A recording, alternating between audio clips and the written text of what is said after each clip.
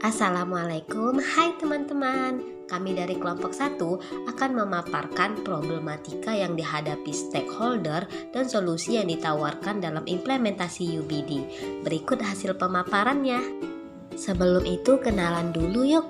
Anggota kelompok kami ada Murina, Roza, Atal, Reka, dan Cutra Muna. Implementasi UBD pada sebuah kurikulum akan memunculkan beberapa problematika.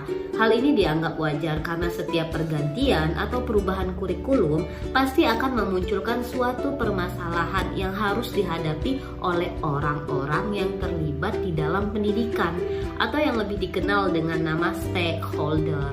Stakeholder sendiri menurut Solong tahun 2022 di dalam bukunya, ini adalah individu atau kelompok yang secara aktif terlibat dalam program atau yang terkena dampak baik positif maupun negatif dari hasil pelaksanaan program tersebut. Jadi adapun yang dimaksud dengan stakeholder pendidikan menurut Gaul tahun 2023 tentu di dalam bukunya juga, yaitu ada siswa, guru, tenaga administrasi, kepala sekolah, kepala dinas, pengawas sekolah maupun pemerintah pusat. Ini merupakan orang-orang yang dapat mengalami problematika dari pengimplementasian UBD pada sebuah kurikulum.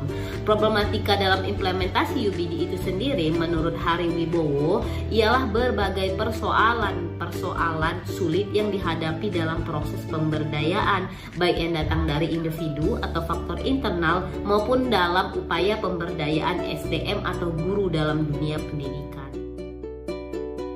Permasalahan yang mungkin muncul dalam implementasi kerangka kerja kurikulum baru dapat berkenaan dengan pemberlakuan kebijakan kurikulum yang baru, berkenaan dengan kompetensi guru, berkenaan dengan sarana pendukung pemberlakuan kurikulum baru, maupun berkenaan dengan para dana pendukung atas diberlakukannya kurikulum baru.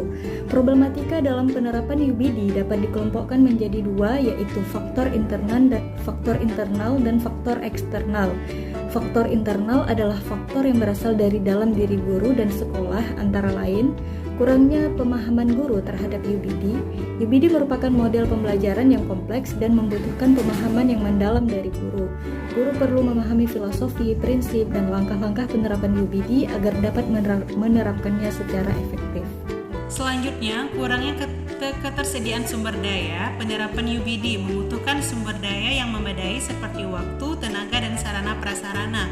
Guru perlu memiliki waktu yang cukup untuk merencanakan dan melaksanakan pembelajaran sesuai dengan model UBD. Selain itu, sekolah juga perlu menyediakan sarana dan prasarana yang mendukung penerapan UBD seperti buku, alat peraga, dan media pembelajarannya.